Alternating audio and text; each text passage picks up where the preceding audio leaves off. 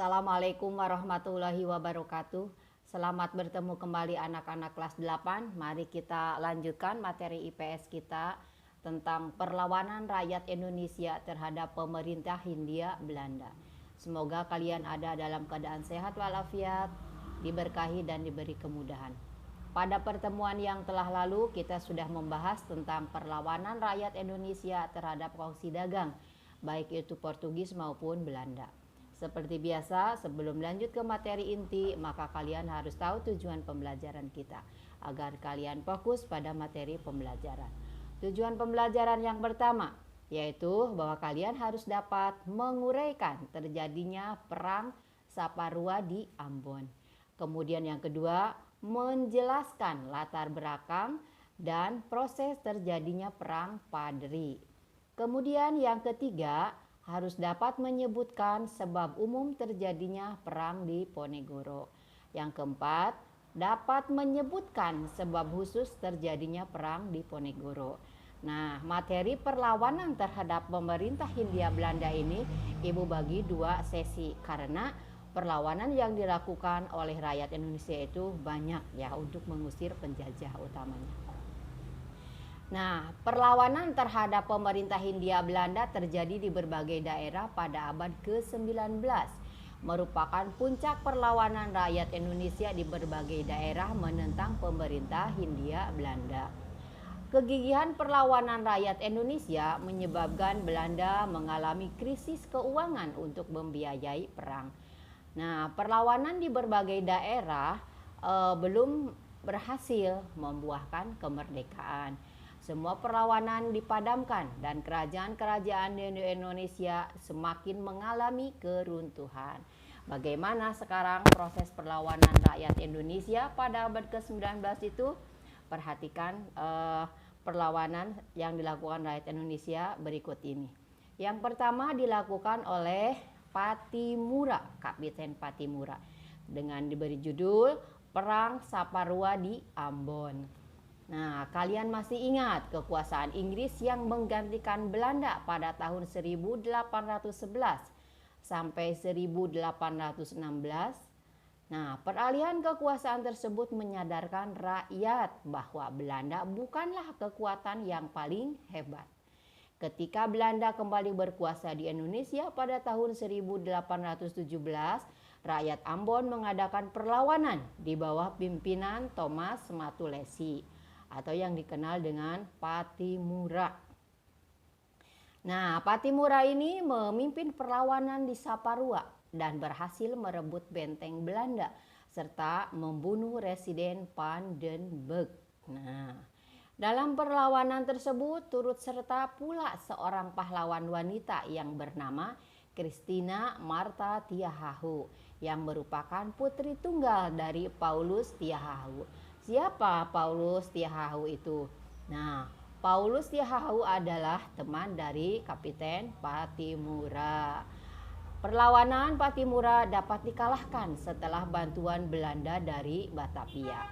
Kemudian Patimura bersama 3 pengikutnya ditangkap dan dihukum gantung.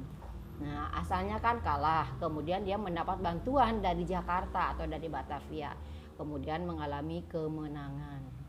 Nah, itu perlawanan yang dilakukan Patimura atau juga dikenal dengan Kapiten Patimura dan Christina Martha Tiahahu dari Ambon. Yang berikutnya adalah Perang Padri di Sumatera Barat. Nah, sekarang dari Perang Padri ini, bagaimana latar belakang dan proses Perang Padri tersebut? Nah, Minangkabau terdapat di Sumatera Barat merupakan salah satu pusat gerakan kebangkitan Islam di Indonesia. Gerakan pemurnian ajaran Islam dibawa oleh para haji yang pulang dari Mekah. Tokohnya adalah Haji Miskin, Haji Sumanik, dan Haji Piobang. Nah, kelompok pembaharu Islam di Sumatera Barat ini disebut sebagai kaum Padri. Mereka terpengaruh oleh pembaharu Islam di Timur Tengah dan menggelorakan semangat kembali kepada kebangkitan Islam. Ide pembaharuan kaum Padri berbenturan. Nah, berbenturan itu berarti bersengketa ya, bentrok dengan kelompok adat atau kaum penghulu. Belanda memanfaatkan perselisihan tersebut dengan mendukung kaum adat yang posisinya sudah terjepit. Perlawanan kaum Padri dengan sasaran utama adalah Belanda meletus pada tahun 1821. Nah, kaum Padri ini dipimpin oleh Tuanku Imam Bonjol atau Muhammad Sahab M. Sahab. Kemudian dipimpin juga oleh Tuanku Nan Cerdik, Tuanku Tambusai, dan Tuanku Nan Alahan. Perlawanan kaum Padri berhasil membuat Belanda terpojok. Sementara itu Belanda menghadapi perlawanan.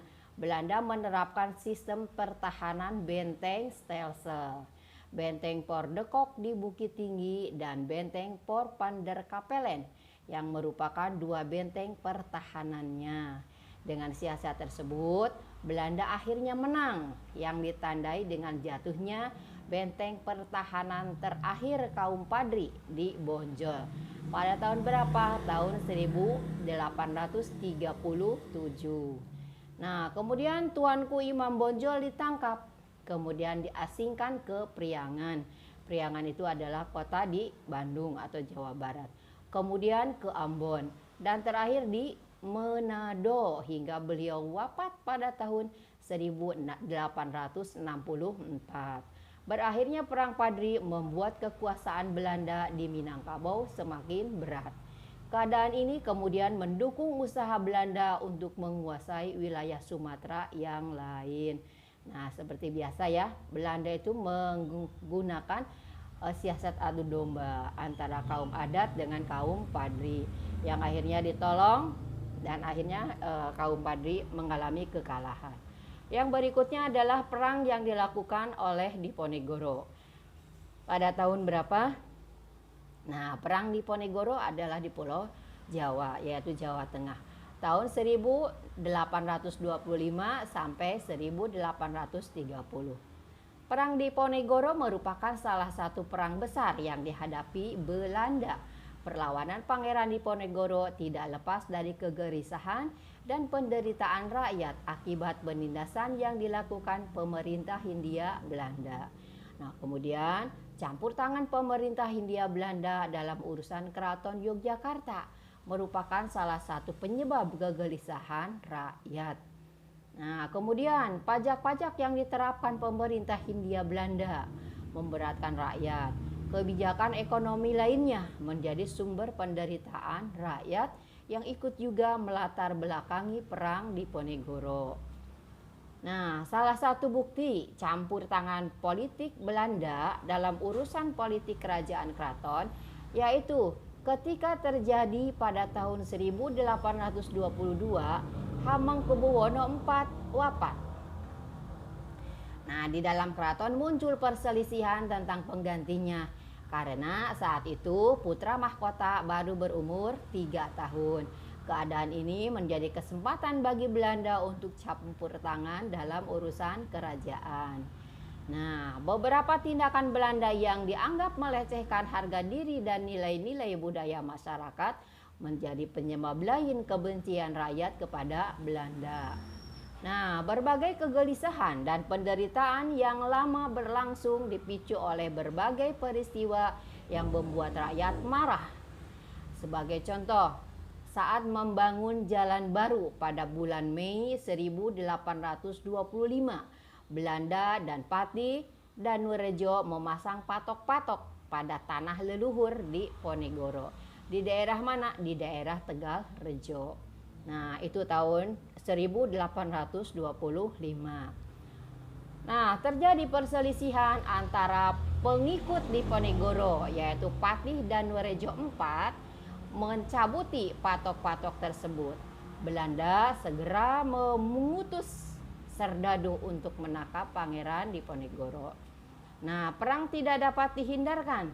Pada tanggal 20 Juli 1825, Tegalrejo yang menjadi basis pengikut Diponegoro direbut dan dibakar Belanda. Kemudian Diponegoro meninggalkan kota dan menyusun strategi perlawanan di luar kota Yogyakarta.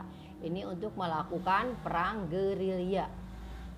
Nah, perang Jawa dikumandangkan pada tahun 1825 sampai 1830 untuk mengusir Belanda. Nah, perlawanan tersebut menular sampai Jawa Tengah dan Jawa Timur. Belanda berusaha membujuk para pejuang dengan memulangkan Hamengkubuwono II dari pengasingannya di Ambon. Namun langkah ini gagal memadamkan perlawanan. Selanjutnya, Belanda menerapkan siasat benteng stelsel. Nah, dengan sistem ini Belanda mampu memecah belah jumlah pasukan musuh. Belanda berhasil menangkap Kiai Maja dan Pangeran Mangkubumi. Belanda kemudian juga berhasil meyakinkan Panglima Sentot Prawiryo Dirjo untuk membuat perjanjian perdamaian. Pada bulan Maret 1830, Diponegoro bersedia mengadakan perundingan dengan Belanda di Magelang, Jawa Tengah. Nah, perundingan tersebut hanya sebagai jalan tipu muslihat karena ternyata Diponegoro ditangkap dan diasingkan ke Manado, kemudian ke Makassar hingga beliau wafat pada tahun 1855. Setelah berakhirnya Perang Jawa atau Perang Diponegoro, tidak ada lagi perlawanan yang besar di Jawa. Nah, itu. Jadi apabila disimpulkan sebab umum Perang Diponegoro ada beberapa hal diantaranya. 1. Kegelisahan dan penderitaan rakyat akibat penindasan yang dilakukan pemerintah Hindia Belanda. Rakyat dibelit oleh berbagai bentuk pajak dan pungutan yang menjadi beban turun-temurun. Jadi apabila orang tuanya tidak bisa membayar pajak, dilanjutkan oleh anaknya. Nah, semakin berat ya beban rakyat Indonesia pada saat itu. Kemudian yang ketiga, pihak keraton Yogyakarta tidak berdaya menghadapi campur tangan politik pemerintah kolonial. Seperti yang sudah Ibu uraikan ya tadi, bahwa Belanda itu ikut campur dalam urusan keraton Yogyakarta. Kemudian sebab khusus. Nah, sebab khusus Perang Diponegoro menjadi dua hal penting. Di antaranya adalah 1. Pangeran Diponegoro tersingkir dari elit kekuasaan karena menolak berkompromi dengan pemerintah Belanda. Pangeran Diponegoro memilih mengasingkan diri ke Tegarejo untuk memusatkan perhatian pada kehidupan keagamaan. Kalau yang lain kan ada yang mau bekerja sama dengan Belanda ya. Beliau tidak mau, jadi mengasingkan diri ke luar keraton. Kemudian yang kedua, pemerintah Belanda melakukan provokasi dengan membuat jalan yang menerobos makam leluhur Pangeran Diponegoro. Nah, itulah yang membuat marah ya Pangeran Diponegoro karena membuat patok-patok yang akan melewati makam leluhurnya. Itulah materi yang dapat Ibu sampaikan. Kita masuk pada sesi evaluasi. Evaluasi yang pertama, bagaimana terjadinya Perang Saparua di Ambon? Yang kedua, jelaskan latar belakang dan proses terjadinya Perang Padri. Yang ketiga, sebutkan sebab umum terjadinya Perang Diponegoro. Yang keempat, sebutkan sebab khusus terjadinya Perang Diponegoro. Untuk materi selanjutnya, kita masih akan membahas tentang perlawanan rakyat Indonesia terhadap kolonial Belanda sesi 2. Demikian materi yang dapat Ibu sampaikan. Semoga bermanfaat. Wawasan dan pengetahuan kalian semoga semakin bertambah. Ibu akhiri, wabillahi taufiq wal hidayah. Wassalamualaikum warahmatullahi wabarakatuh.